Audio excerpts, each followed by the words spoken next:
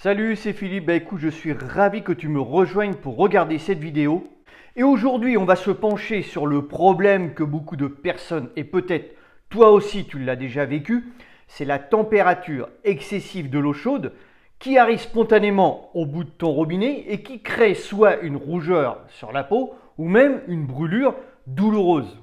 Alors bien sûr, en tant qu'adulte, on va la supporter. Mais quand ça arrive à nos enfants, eh bien c'est la panique. Mais pas que, parce que ça va leur engendrer beaucoup de douleur et parfois des contusions extrêmement graves.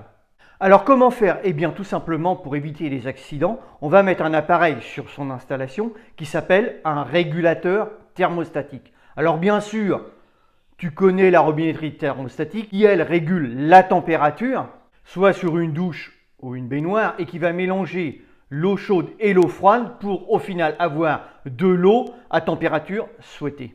Sur le régulateur de température, ça va être différent, puisque là, on va agir sur la température de départ de l'eau chaude, c'est-à-dire que l'on va définir une température idéale, une température de confort qui va être diffusée sur toute l'installation, tout en gardant, bien entendu, l'alimentation de l'eau froide sur les appareils sanitaires.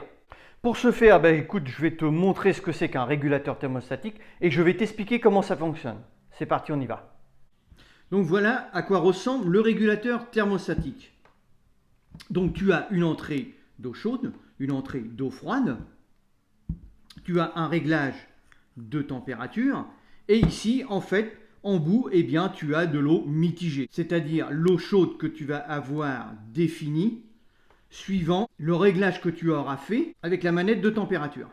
Donc ce type de régulateur est pré-réglé à 38 degrés et tu as une marge de réglage qui est de 34 degrés si tu veux baisser la température et de 40 degrés si tu veux l'augmenter.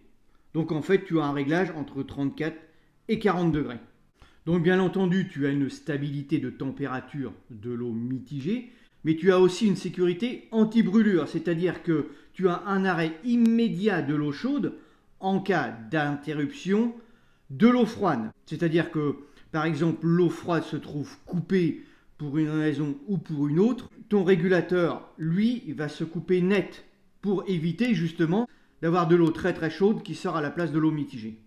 Alors cet appareil, lui, va se mettre vraiment en début d'installation, soit juste après un ballon d'eau chaude ou soit juste après une chaudière, que ce soit une chaudière au gaz ou une chaudière au fioul, ça c'est pas un souci, mais il sera vraiment mis en début d'installation. Et l'avantage, sur ce type de modèle, tu vas pouvoir brancher jusqu'à 10 robinets. C'est-à-dire que si tu as par exemple 2 salles de bain, un lave-mains, plusieurs appareils en fait, lui, il va pouvoir alimenter tous ces appareils jusqu'à la valeur de 10 sans aucun problème. Donc des régulateurs, tu vas en trouver de différents modèles à différents prix. Celui-là, il vient de Bricosaur, c'est un site en ligne de matériel qui est très très bien, et la marque de ce régulateur est Delaby. En plus, c'est un modèle qui est simple à poser et qui peut s'adapter soit sur du cuivre, soit sur du PER ou soit sur du multicouche. Donc c'est vraiment l'avantage par rapport à d'autres modèles.